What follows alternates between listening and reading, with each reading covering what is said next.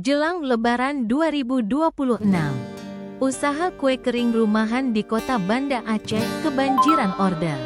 Order kue kering sejak awal Ramadan hingga menjelang Lebaran semakin meningkat.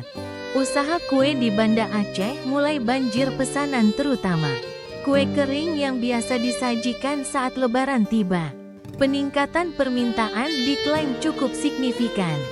Salah satunya pengusaha kue kering rumahan Amna di Gampong Long Raya Banda Raya Kota Banda Aceh, Rabu tanggal 11 Maret tahun 2026. Puasa ke-6, dia sempat menolak orderan kue karena sulit mencari margarin. Kemarin tuh biasanya kan di puasa ke-5 atau ke-6 tuh udah ada kayak Blue Band. Kita kan pakai bahan-bahan premium gitu, Pak. Jaga kualitas lah kita kan. Tapi sampai ini mutar-mutar cari Blue Band-nya tuh capek juga. Biasanya dinaikin harga, tapi ini memang kurang stok nampaknya ya.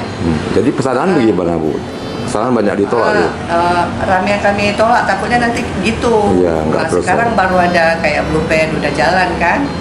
Mungkin entah ketahan di perjalanan atau apa. Nah, kalau bahan kami nggak main-main, maksudnya jaga kualitas tapi dengan harga yang murah untuk masyarakat. Iya. Ya udah, kita kan rumahan gini, nggak perlu sewa toko, nggak perlu lomba kan. Ada beberapa jenis kue kering yang dibuat Amna beserta 3 karyawannya saat Ramadan seperti kue nastar, sagu keju, coklat stick, kue renya, cornflake dan kue Milo. Harga kue sagu keju Rp180.000 per toples 1 kg, sedangkan kue kering yang lainnya Rp200.000 per toples isi 1 kg.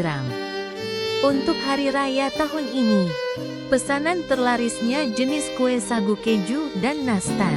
Amna juga menuturkan usaha kue keringnya ini dibuat secara langsung.